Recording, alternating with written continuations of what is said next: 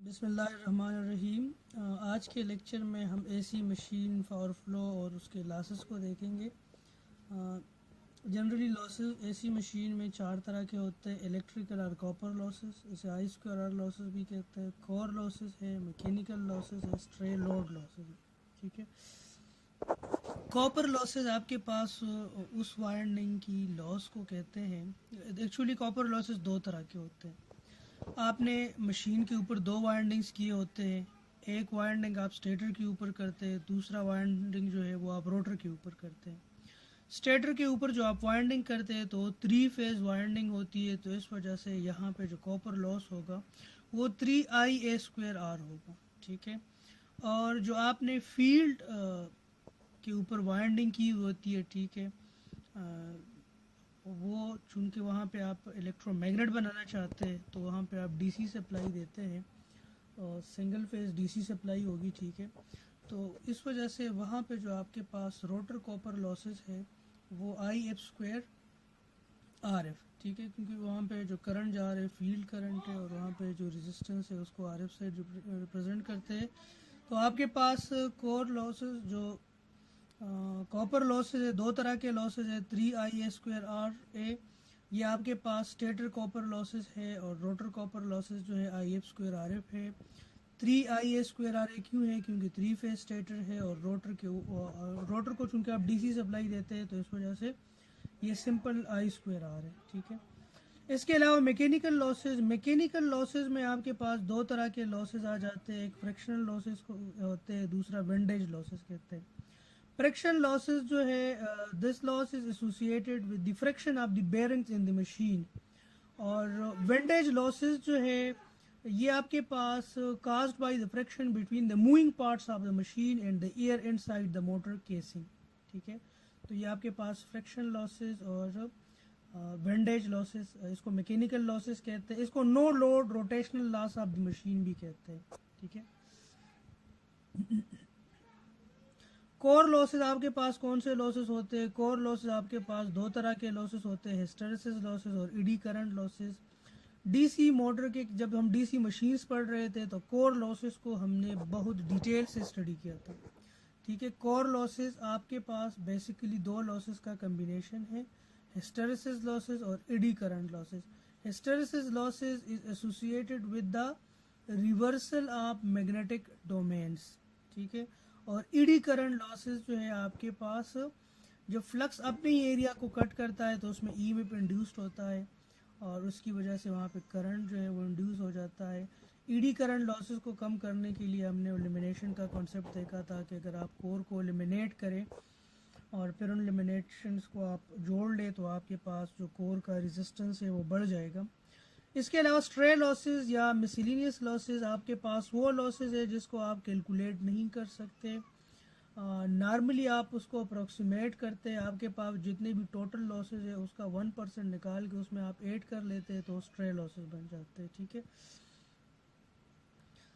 Power flow diagram, ये आपके पास power flow diagram है। ये पहला जो डायग्राम है, actually this is the power flow diagram of A, this is the power, ये पहला डायग्राम आप देखें तो यहाँ पे आप देखें आपका इनपुट जो है वो टार्क है। ठीक है, तो ये आपके पास जनरेटर का पावर फ्लो डायग्राम है। जनरेटर के पावर फ्लो, जब आप जनरेटर को पावर देते हैं, मैकेनिकल पावर देते हैं, तो कुछ पोर्शन जो स्ट्रे लॉसेस है, मैं आप लोगों को बताया था कि स्ट्रे लॉसेस वो लॉसेस है जिसको आप कैलकुलेट नहीं कर सकते।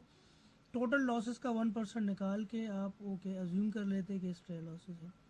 मैकेनिकल लॉसेस, यहाँ पे फ्रिक्शन और विंडेज लॉसेस है, क्योंकि मैकेनिकल एनर्जी जब एक पॉइंट से दूसरी पॉइंट तक आप इसको ट्रांसफ़र करते हैं तो आप बेयरिंग के ज़रिए और आप उसको गियर असेंबली के ज़रिए आप उसको ट्रांसमिट करते हैं। तो चूंकि बेयर में आपके पास फ्रिक्शन लॉसेस होते हैं और मूविंग पार्ट्स जो गियर्स होते हैं, बेयरिंग्स होते हैं, उसमें विंडेज लॉसेस होते हैं। तो जब ये रोटेशन जो मैकेनिकल एनर्जी है वो आप प्राइम मूवर के ज़रिए उसको रोटेट कर लेते हैं। ठीक है, तो उसके बाद इसमें ईएमएफ इंड्यूस्ड हो जाता है और उसकी वजह से कोर लॉसेस आपके पास हो जाते हैं। कोर लॉसेस में हिस्टैरिसीस लॉसेस और ईडी करंट लॉसेस आ जाते हैं, और ये लॉसेस निकाल के आपके पास आगे जो लॉसेस है I²R लॉसेस जो आपके पास इसको कॉपर लॉसेस कहते हैं। तो दो तरह के कॉपर लॉसेस हमने देखे थे। स्टेटर फील्ड में जो कॉपर लगी हुई है वो आपके पास कॉपर लॉस था, और रोटर फील्ड में जो आपके पास कॉपर वाइंडिंग है उसका जो कॉपर लॉस था। ठीक है, तो ये आप देखिए इनपुट पावर जो है ये बहुत ज़्यादा है, ये देख रहे हैं इनपुट पावर बहुत ज़्यादा है। स्ट्रे लॉसेस इससे निकल गए तो ये अब इतना पावर बच गया। इससे मैकेनिकल लॉसेस भी निकल गए तो इतना पावर बच गया। इससे कोर लॉसेस भी निकल गए तो आपके पास अब देखिए इतना पावर आपके पास निकल गया। यानी यहाँ पे आप देखिए कोर लॉसेस को निकाल के आपके पास जो है इतना पावर जो है वो कन्वर्ट हो रहा है। ठीक है, यहाँ पे आप देखिए आगे आप आई स्क्वायर आर लॉसेस को निकाले तो ये पावर आपके पास एक्चुअली इतना इलेक्ट्रिकल पावर आपको आउटपुट पे मिल रहा है। ठीक है, P output is equal to 3 V phase IA cos phi R under root 3 V line एक फेज वोल्टेज और फेज करंट, और दूसरा लाइन वोल्टेज और लाइन करंट का रिलेशन है। ठीक है जी, ये आपके पास मोटर का पावर फ्लो डायग्राम है। मोटर के केस में आपका जो इनपुट पावर है वो क्या है, this is voltage and current, 3 phase voltage और 3 फेज करंट आप दे रहे हैं। उसमें से सबसे पहले आई स्क्वायर आर लॉसेस निकल जाते हैं। यहाँ पे आप देखें तो ये डायग्राम जो है एग्जैक्टली ये इसका अपोजिट है। यहाँ पे आउटपुट पावर क्या था, यहाँ पे जो आउटपुट पावर था यहाँ पे वो इनपुट पावर है, यहाँ पे जो सबसे आखिर में लॉस था वो पहले है।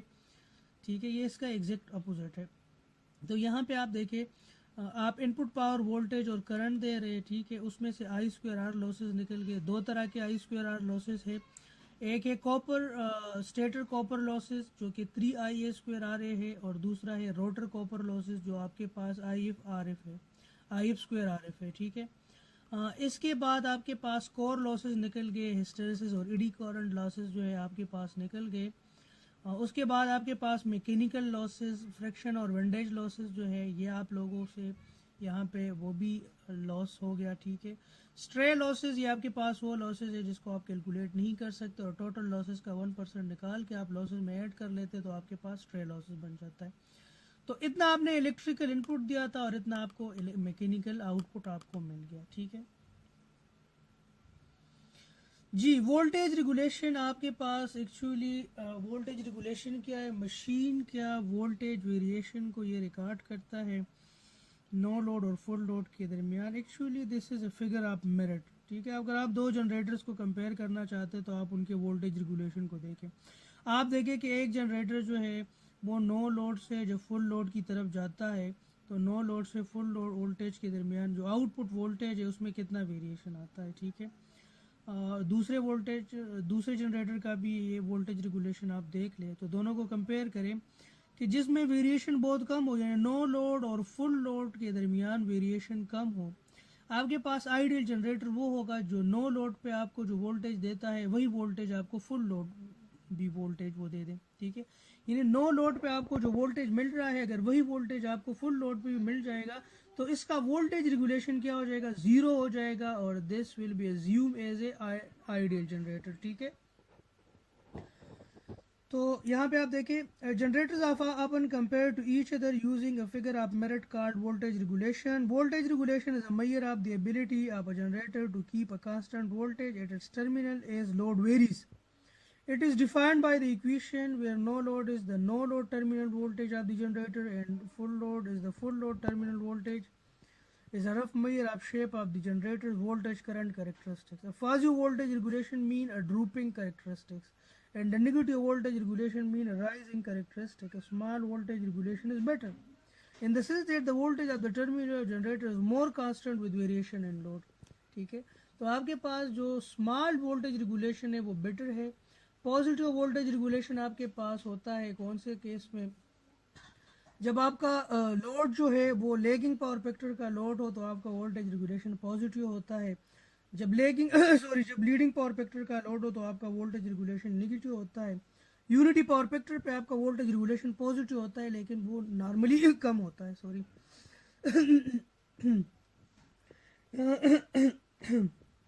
सॉरी वोल्टेज रेगुलेशन के बाद हम देखेंगे स्पीड रेगुलेशन को। स्पीड रेगुलेशन आपके पास स्पीड में वेरिएशन को रिप्रेजेंट कर रहा है कि आपके पास एक मोटर है ठीक है।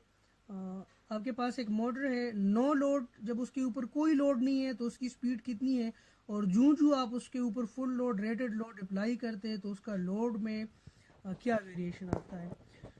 ये नहीं, आपके पास एक आइडियल मोटर होगा, उसका स्पीड रेगुलेशन जो है वो ज़ीरो होना चाहिए, यानी नो लोड पर उसका जो स्पीड है, अगर आप फुल लोड उस पर अप्लाई करें तो उसका स्पीड वही होना चाहिए, स्पीड कम नहीं होना चाहिए, तभी स्पीड रेगुलेशन जो है वो बेहतर होगा। ठीक है। हमारे पास डीसी मशीन्स में, हमारे पास जो डीसी मशीन के केस में शंट मोटर का वो स्पीड रेगुलेशन बहुत बेहतर होता है, यानी वहाँ पे अगर आप लोग देखें तो नो लोड से फुल लोड की तरफ अगर आप जाएं तो आपके पास स्पीड में बहुत कम वेरिएशंस आता है। Let suppose no load speed जो है वो 1500 आरपीएम है, तो फुल जो रेटेड लोड है अगर आप उस मशीन के ऊपर डाल लेते हैं तो उसका फुल लोड स्पीड तकरीबन 1430 1440 आरपीएम, तो ये बहुत अच्छा स्पीड रेगुलेशन है। इसी तरह सिंक्रोनस, अगर एसी मशीन्स की हम बात करें तो हमारे पास जो सिंक्रोनस मशीन है यानी सिंक्रोनस मोटर है, उसका बहुत बेहतर स्पीड रेगुलेशन है। यानी अगर सिंक्रोनस मोटर आप विदाउट लोड जो है उसको स्टार्ट करें तो उस वक्त उसकी जो स्पीड होगी, और अगर आप फुल लोड उस पर अप्लाई करें तो उस वक्त जो उसकी स्पीड होगी वो तकरीबन बराबर होगी।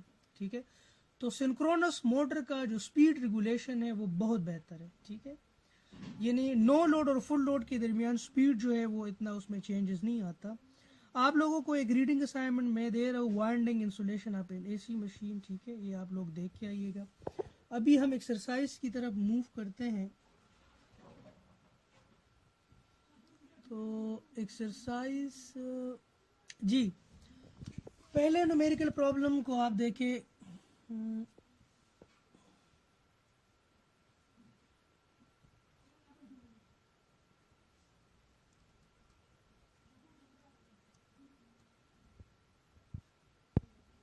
पहले इस न्यूमेरिकल को समझने की कोशिश कर। यहाँ पे आपको बताया गया है कि एक simple loop rotating uniform magnetic field है।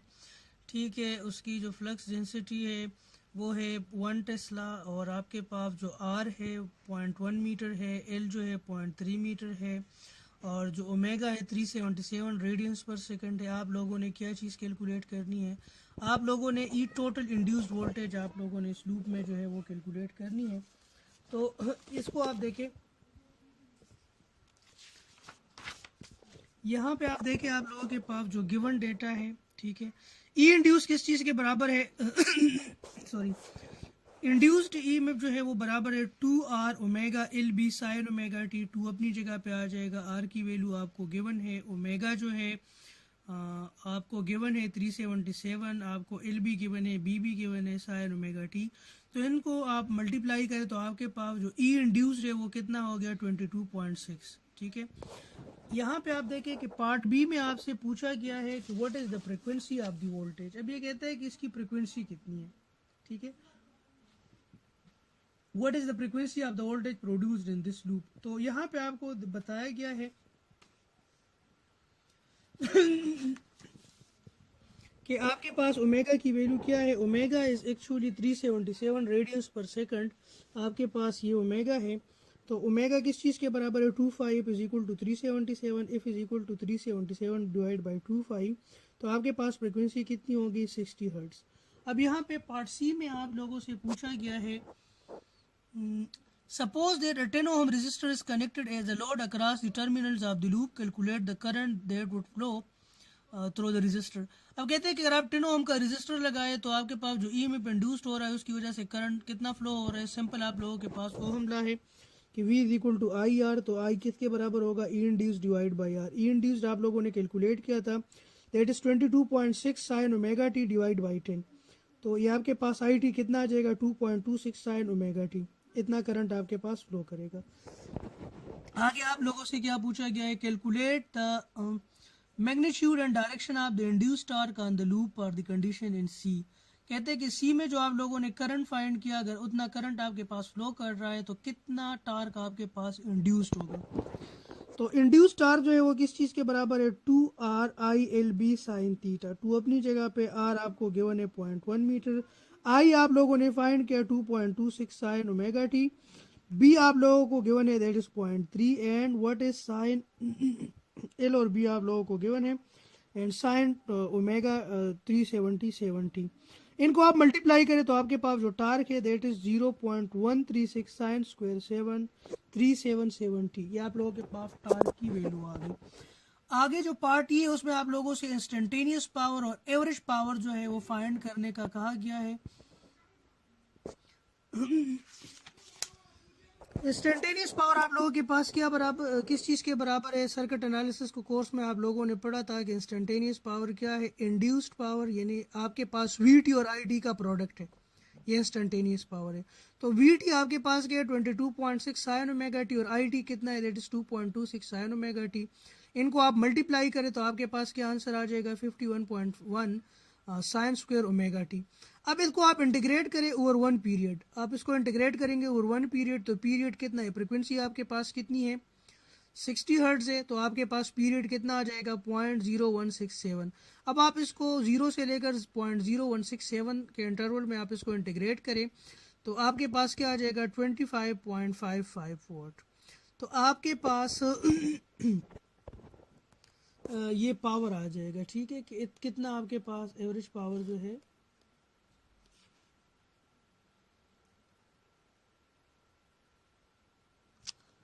जी।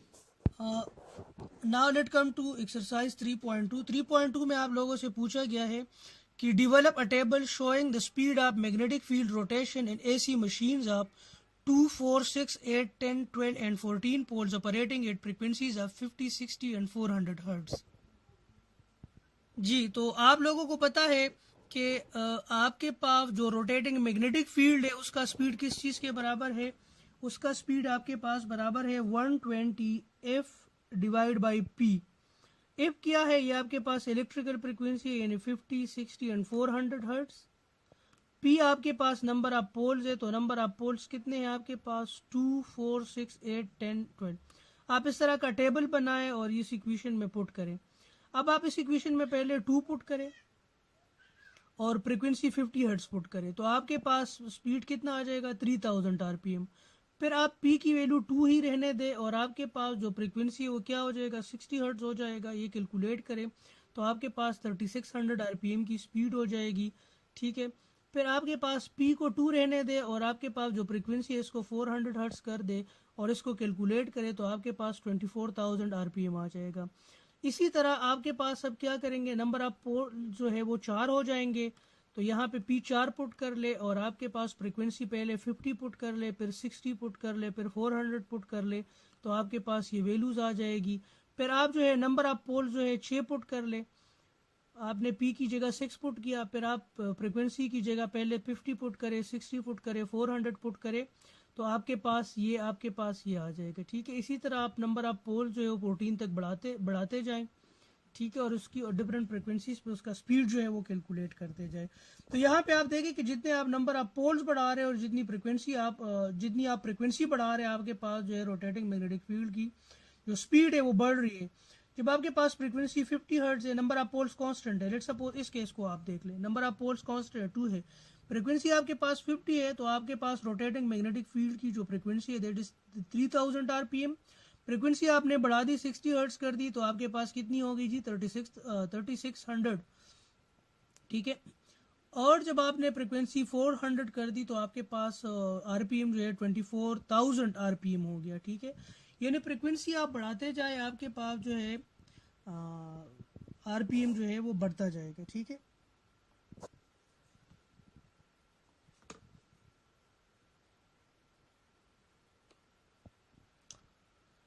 एग्जाम्पल 3.3 में क्या कहता है कि the first AC power system in the USA ran at a frequency of 133 hertz. If the AC power for this system were produced by a four pole generator, how fast would the shaft of the generator have to rotate. ये कहता है कि अगर आपके पास electrical जो power generate हो रहा है उसकी फ्रीक्वेंसी 133 हर्ट्ज है, ठीक है, और आपके पास जो है जनरेटर कितने पोल का है 4 पोल का है। तो कहता है कि अगर आप 133 हर्ट्ज पावर जनरेट करना चाहते हैं जिसकी फ्रीक्वेंसी 133 हर्ट्ज हो, तो उसके लिए आपका जो रोटर है, ठीक है, जिस शाफ्ट के साथ वो जुड़ा हुआ है, तो उस शाफ्ट को आप किस स्पीड से घुमाएंगे। तो चूंकि आपके पास एनएसएम जो है, एनएसएम कीप इन माइंड कि ये आपके पास रोटेटिंग मैग्नेटिक फील्ड की फ्रीक्वेंसी है, ठीक है। तो यहाँ पे रोटेटिंग मैग्नेटिक फील्ड कहाँ से आ रहा है? जनरेटर के केस में आप रोटर को रोटेट करते हैं और रोटर आपका मैग्नेट होता है, तो आप उस मैग्नेटिक फील्ड को रोटेट करते हैं, ठीक है। और मोटर के केस में आपके स्टेटर के ऊपर जो फील्ड होती है वो रोटेट होता है, ठीक है। यहाँ पे आप देखें, सो एनएसएम क्या है 120, और आपके पास आप रिक्वायर्ड फ्रीक्वेंसी कितनी है 133 हर्ट्ज है, नंबर ऑफ पोल्स 4 है। तो अगर आप इस रोटर को 3990 आरपीएम से इसको रोटेट करें, तो आपके पास इस जनरेटर में जो ईएमएफ इंड्यूस्ड होगा, इसके स्टेटर वाइंडिंग में जो ईएमएफ इंड्यूस्ड होगा, उसकी फ्रीक्वेंसी जो है वो होगी 133 हर्ट्ज। उसकी फ्रीक्वेंसी क्या होगी? 133 हर्ट्ज, ठीक है। 3.4 में आप लोगों से पूछा गया है कि एक 3 phase Y connected 4 pole winding is installed in 24 slots in a stator. There are 40 turns of wire in each slot of the winding. All coils in each phase are connected in series. The flux per pole in the machine is 0.060 Weber and the speed of rotation of the magnetic field is 1800 rpm. आप लोगों से दो question पूछे गए हैं। पहले आप लोगों को कुछ डेटा दिया गया है और फिर उस डेटा के बेस पे आप लोगों से दो क्वेश्चंस पूछे गए हैं, जिसका पार्ट ए है कि what is the frequency of the voltage produced in the winding, ठीक है। दूसरे क्वेश्चन में आप लोगों से पूछा गया है what are the resulting phase and terminal voltage of this stator, ठीक है। तो यहां पे आप देखें कि आप लोगों के पास पहले आप ये देखें कि जनरेटर जो है वो क्या है, वो वाई कनेक्टेड है। नंबर ऑफ पोल्स कितने हैं? 4 है। नंबर ऑफ स्लॉट्स कितने हैं? 24 स्लॉट्स है। तो इसका मतलब है कि हर पोल के अंदर कितने स्लॉट्स है? 8 स्लॉट्स है। और ये कहता है कि ये सारे स्लॉट्स जो है आपस में सीरीज में कनेक्टेड है। देखिए, टोटल 24 स्लॉट्स है। हर फेज के अंदर कितने स्लॉट्स आ गए? 8 स्लॉट्स, क्योंकि 3 फेज है, 3 फेज है। तो अगर आपके पास टोटल स्लॉट्स जो है स्टेटर में कितने हैं? 24 है। तो हर एक फेज के इन्फ्लुएंस में कितने स्लॉट्स आ गए? 8 स्लॉट्स आ गए। अब फिर ये कहते हैं कि ये स्लॉट्स जो है आपस में सीरीज में कनेक्टेड है। तो आप पहले ये करें कि एक स्लॉट में आप ईएमएफ जो है फाइंड करें, फिर एक स्लॉट को आप 8 से मल्टीप्लाई करें। 8 से इस वजह से मल्टीप्लाई करें क्योंकि ये जो स्लॉट्स है ये सीरीज में लगे हुए हैं। ये देखिए, each phase are connected in series, all coils in each phase are connected in series. तो इस वजह से आपके पास जो 8 स्लॉट्स है, तो आप उनमें से पहले आप हर एक स्लॉट में ईएमएफ इंड्यूस फाइंड करेंगे, फिर उसको 8 से मल्टीप्लाई करेंगे, ठीक है जी। तो यहाँ पे आप देखें, जनरेटर आपके पास वाई कनेक्टेड है, उसका स्टेटर नंबर ऑफ पोल्स कितने? 4 है। नंबर ऑफ स्लॉट्स कितने? 24 है। तो नंबर ऑफ टर्न्स, हर स्लॉट में नंबर ऑफ टर्न्स कितने हैं? 40 है। All coils in a phase are connected in series. ये इंफॉर्मेशन बहुत इंपॉर्टेंट है। अगर all coils in a phase are connected in parallel होता, तो आप सिर्फ एक में आप लोग वोल्टेज फाइंड करते, 8 से मल्टीप्लाई ना करते, क्योंकि पैरेलल में वोल्टेज सेम होता है। यहाँ पे चूंकि ये सीरीज में कनेक्टेड है, इस वजह से आप 8 से मल्टीप्लाई करेंगे। फ्लक्स आपको गिवन है 0.06 वेबर, एन आपको गिवन है 1800 आरपीएम। पहले पार्ट में आप लोगों से पूछा गया है कि जो वोल्टेज इस वाइंडिंग में इंड्यूस हो रही है उसकी फ्रीक्वेंसी क्या है। तो फ्रीक्वेंसी किस चीज के बराबर है? N P divide by 120। N आपके पास आरपीएम है, कितना है? 1800 आरपीएम है। नंबर ऑफ पोल्स कितने हैं? 4 है, डिवाइड बाई 120। तो आपके पास जो ईएमएफ इंड्यूस्ड हो रहा है उसकी फ्रीक्वेंसी है 60 हर्ट्ज। अब आपने फेज और टर्मिनल वोल्टेज फाइंड करना है। अब आप लोगों के पास जो फेज वोल्टेज है, दिस इज ये आपके पास ये फेज वोल्टेज है।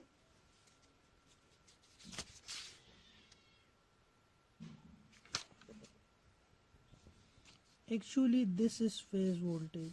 ये आपके पास क्या है? ये आपके पास this is phase voltage, this is E A. ये आपके पास ई ए है, ठीक है। ये आप कह लें कि plus minus, minus plus, minus plus,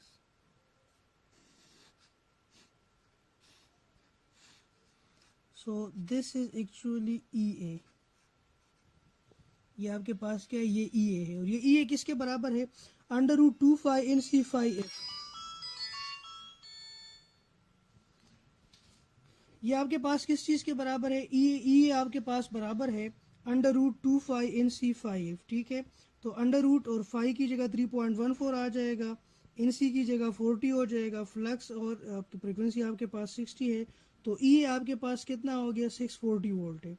ठीक है, चूंकि आपके पास 24 स्लॉट है और हर एक फेज में कितने स्लॉट्स है, 8 स्लॉट्स है, तो आप इसको 8 से मल्टीप्लाई करें तो आपके पास 5120 आपके पास ये ई आ जाएगा। ठीक है,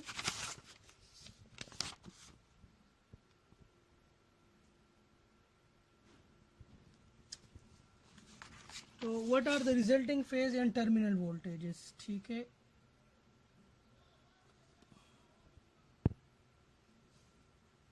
तो आप लोगों के पास ई ए जो है, दिस वाज ई ए, आपके पास ई ए जो है, ये आपके पास ई ए है। ठीक है, ये ई आप लोगों ने निकाला कितना है, 5120। अब इसको आप अंडर रूट 3 से मल्टीप्लाई करें, 5120 को आप अंडर रूट 3 से मल्टीप्लाई करें तो आपके पास ये वोल्टेज आ जाएगा, जिसे हम कहते हैं वी लाइन टू लाइन या वी टर्मिनल वोल्टेज, यानी दो टर्मिनल्स के दरमियान जो वोल्टेज है। ठीक है, तो यहाँ पे आप देखें इन्होंने क्या किया, वी फाई आपके पास ये आ गया, इसको अंडर रूट 3 से मल्टीप्लाई किया तो आपके पास 8868 ये इतना वोल्टेज आ गया। ठीक है, so now let come to example 3.5 example को आप स्टडी करें। This is exactly same as 3.4। 3.5 exactly same है 3.5 के। इसमें जस्ट सिर्फ ये है कि आपका जो स्टेटर है वो डेल्टा कनेक्टेड है, वहाँ पे वाई कनेक्टेड था, यहाँ पे डेल्टा कनेक्टेड है। ठीक, सिर्फ ये डिफरेंस है। तो यहाँ पे जो आपके पास ई ए है वो आपके पास यानी जो आपके पास फेज वोल्टेज है वो आपके पास टर्मिनल वोल्टेज भी है, सिर्फ यही डिफरेंस है। ठीक है, बाकी इससे इसमें इतना डिफरेंस नहीं है, इसको आप लोग खुद स्टडी कर ले। चलो इसको आप लोग कर ले। ठीक है, अगर कोई मसला हो तो फिर मुझे बता दे, इस सच इसमें इतना मसला नहीं होना चाहिए। स्टेटर आपका डेल्टा कनेक्टेड है तो आपने जो ई ए निकाल दिया एक्चुअली वो आपके पास टर्मिनल वोल्टेज होगा, और आपके पास फेज वोल्टेज भी होगा और टर्मिनल वोल्टेज भी होगा। ठीक है,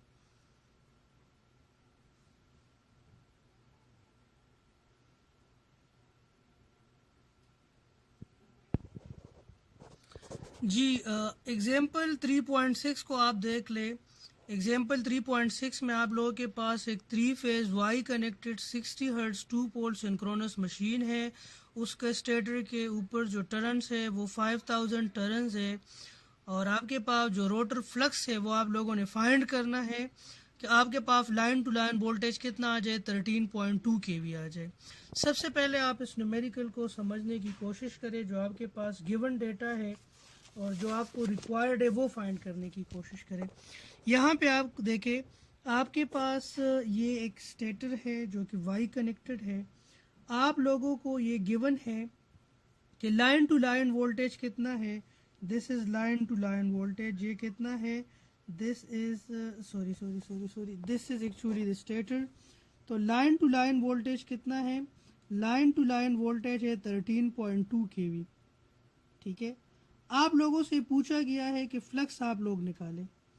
अब फ्लक्स जो है यहाँ पे इस इक्वेशन में आप देखें, E A is equal to under root 2 phi N C flux into frequency. ये आपके पास रिलेशन है जिससे आप लोग फ्लक्स फाइंड कर सकते हैं। अंडर रूट 2 कॉन्स्टेंट है, फाई कॉन्स्टेंट है, इन सी आपको गिवन है दैट इज 5000, और फ्रीक्वेंसी आप लोगों को गिवन है दैट इज 60 हर्ट्ज। ये सारी इंफॉर्मेशन आपको गिवन है, आप लोगों ने फ्लक्स निकालना है। ठीक है, अब फ्लक्स के लिए आपको ये एक इक्वेशन है, इसमें आपको एक अननोन अगर होगा तो इसको आप सॉल्व करेंगे, सॉल्व कर सकते हैं। अगर इसमें दो अननोन है तो आप इसको सॉल्व नहीं कर सकते, क्योंकि अगर एक इक्वेशन में दो अननोन होंगे तो उसको सॉल्व करना मुश्किल हो जाएगा। यहाँ पे आप देखें, यहाँ पे अब आपके पास ये भी अननोन है, ये फ्लक्स भी अननोन है, ये ई ए भी अननोन है। तो पहले हम ई ए को फाइंड करेंगे। यहाँ पे आप देखें कि इस फार्मूले में ई ए कौन सा है, ये आपके पास ये वोल्टेज जो है this is E A. Question में आप लोगों को ये गिवन है। अब सर्किट एनालिसिस के कोर्स में आप लोगों ने देखा था कि this is line to line and this is line to neutral, ठीक है। इसको हम फेज वोल्टेज कहते हैं, इसको हम फेज वोल्टेज कहते हैं, इसको हम लाइन वोल्टेज कहते हैं। तो आपके वाई कनेक्टेड के केस में ये जो ई ए है this is equal to under root 3 times, यानी E A into under root 3 is equal to 13.2 kV, ठीक है। ई ए के साथ आप अंडर रूट 3 मल्टीप्लाई करें तो आपके पास ये वोल्टेज आ जाएगा। अब ये वोल्टेज आपको गिवन है, आपको ई ए फाइंड करना है, तो आप लोग क्या करें, पहले ई ए फाइंड करें। So E A is equal to 13.2 kV divide by under root 3। इससे आप लोगों के पास ई आ गया कितना, 7621। अब ये जो ई ए है आप इस इक्वेशन में पुट करें तो आप लोगों के पास क्या आ जाएगा, फ्लक्स आ जाएगा। सो फ्लक्स किसके बराबर है, E A divide by under root 2 phi N C F. E A 7621 है, under root 2 phi N C F. तो आपके पास जो फ्लक्स है वो कितना हो जाएगा, 0.0057, ठीक है। तो अगर आपके पास इतना फ्लक्स हो, ठीक है, तो आपके पास जो ईएमएफ जनरेट होगा लाइन टू लाइन वो कितना हो जाएगा, 13.2 किलो वोल्ट्स।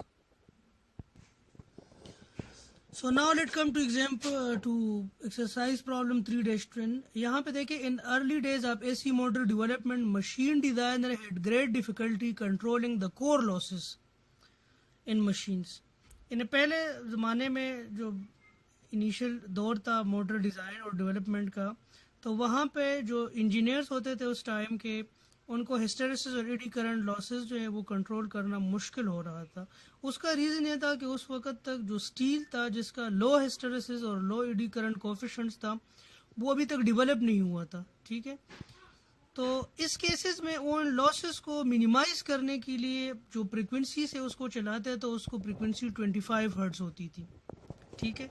यानी मशीन को चलाने के लिए जो वो वोल्टेज देते थे वो 25 हर्ट्ज का सप्लाई से देते थे, और जो आम लाइटिंग सिस्टम था उसको 60 हर्ट्ज की सप्लाई से उसको लाइट देते थे, ठीक है। अब ये कहते हैं develop a table showing the speed of magnetic field rotation in AC machine. इसको तो पहले रहने थे, पहले इस चीज़ को डिस्कस करते पहले इस चीज़ को कि वो मोटर को 25 हर्ट्ज सप्लाई क्यों देते थे और जो लाइटिंग लोड था उसको 60 हर्ट्ज सप्लाई क्यों देते थे। अच्छा, आप लोगों ने इलेक्ट्रिकल मशीन के स्टार्ट के लेक्चर्स में आप लोगों ने देखा था कि आप लोगों के पास ही आप देखें यहाँ पे हिस्टेरेसिस लॉसेस जो है this is directly related to frequency. यहाँ पे आप देखें कि W hysteresis is directly proportional to frequency. Hysteresis loss is directly proportional to frequency and eddy current losses is directly proportional to the square of the frequency। तो चूंकि अभी तक इतना डेवलपमेंट नहीं हुआ था कि वो इतना अच्छा स्टील जो है वो मैन्युफैक्चर कर सके, ठीक है, कि जिसका ये हिस्टेरेसिस कोफिशिएंट जो है ये कम हो। यानी उस वक्त जो अवेलेबल स्टील था इसका हिस्टेरेसिस कोफिशिएंट बहुत ज़्यादा था, ठीक है। तो इस वजह से हिस्टेरेसिस लॉसेस को कम करने के लिए इन्होंने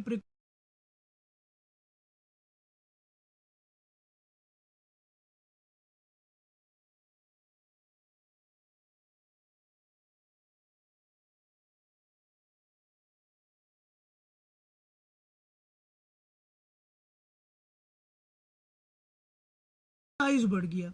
अब ये जो फ्रिक्वेंसी है 25 हर्ट्ज की फ्रिक्वेंसी जो है ये तो ये मशीन्स को दे देते थे, लेकिन ये लाइटिंग लोड के लिए नहीं दे सकते थे। उसका रीज़न ये था कि अगर 25 हर्ट्ज का जो लाइटिंग लोड को अगर आप ये 25 हर्ट्ज का वोल्टेज दे देते हैं तो वो ब्लिंकिंग करेगा। वो क्या करेगा, ब्लिंकिंग करेगा। तो यही रीज़न था कि इन्होंने से जो मशीन्स थे, जो एसी मशीन्स थे, उनके लिए अलहदा एसी पावर सप्लाई डिज़ाइन किया था, और उस वहाँ पे जो वोल्टेज था, वहाँ पे जो करंट था, ठीक है, जो 3 फेज करंट था या 3 फेज वोल्टेज जो था उसकी फ्रिक्वेंसी 25 हर्ट्ज होती थी, ठीक है। और 25 हर्ट्ज इस वजह से होती थी क्योंकि eddy current losses and hysteresis losses directly proportional to frequency and square of the frequency. तो उस टाइम आप हिस्टेरेसिस कोएफिशिएंट को कम नहीं कर सकते थे, क्योंकि इतना अच्छा स्टील जो है वो भी डिज़ाइन।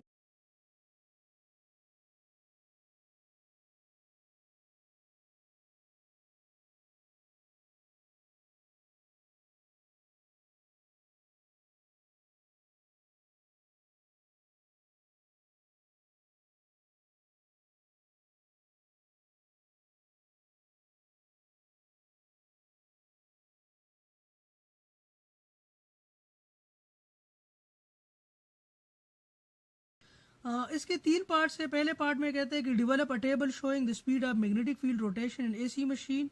कहते हैं कि अगर आपके पास 2 पोल्स है, 4 पोल है, 6 पोल है, 8 पोल है, 10 पोल है, 12 पोल्स है, 14 पोल्स है, और आपकी फ्रीक्वेंसी अगर 25 हर्ट्ज है, ठीक है, आपकी फ्रीक्वेंसी कितनी है, 25 हर्ट्ज है, तो आपके पास फास्टेस्ट स्पीड अवेलेबल क्या होगा?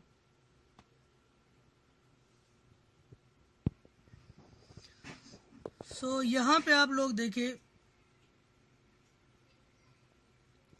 ये आप लोगों ने टेबल ड्रा कर लिया, ठीक है।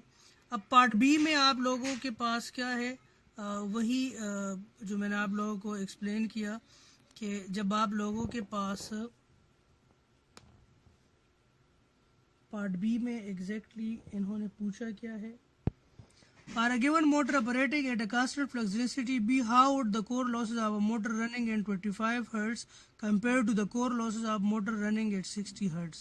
ठीक है, तो आपके पास जब फ्रिक्वेंसी कम होगी तो आपके पास कोर लॉसेस कम होंगे, और जब आपके पास फ्रिक्वेंसी बढ़ेगी तो आपके पास कोर लॉसेस जो है वो ज़्यादा होगी, ठीक है। इसको भी देखते हैं। सी पार्ट में क्या कहते हैं, why did the early engineers provide separate 60 hertz power supply for lighting. तो लाइटिंग के लिए 60 हर्ट्ज पावर सप्लाई इस वजह से देते थे क्योंकि अगर फ्रिक्वेंसी आप कम कर लेते हैं, 25 हर्ट्ज कर लेते, तो आपका लाइट जो है वो ब्लिंकिंग करेगा, और वो ब्लिंकिंग ह्यूमन आई को विजिबल होगा, ठीक है। 60 हर्ट्ज के केस में ब्लिंकिंग होती है, लेकिन वो इतनी रैपिड ब्लिंकिंग होती है कि हम उसको डिटेक्ट नहीं कर सकते। यहाँ पे आप देखें, आपके पास कोर लॉसेस जो है 25 हर्ट्ज, कोर लॉसेस 25 हर्ट्ज पे कितने होंगे, और कोर लॉसेस आपके पास 60 हर्ट्ज पे कितने होंगे, ठीक है।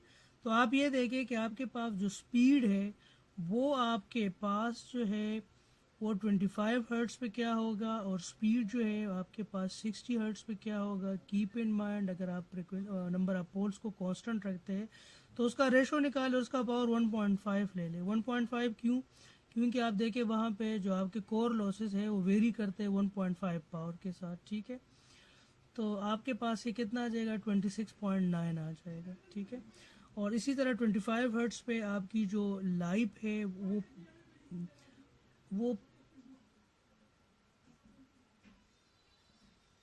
25 हर्ट्ज पे आपका जो लाइट है वो ब्लिंकिंग करेगा, और वो ब्लिंकिंग जो है विजिबल है, तो इस वजह से इन्होंने लाइटिंग लोड के लिए अलग सी 60 हर्ट्ज की सप्लाई दे दी ताकि वो ब्लिंकिंग जो है वो ना, ठीक है। इस लेक्चर में इतना ही काफ़ी है। नेक्स्ट लेक्चर में फिर आगे न्यूमेरिकल प्रॉब्लम्स जो है वो सॉल्व करेंगे। ओके, अल्लाह हाफ़िज़।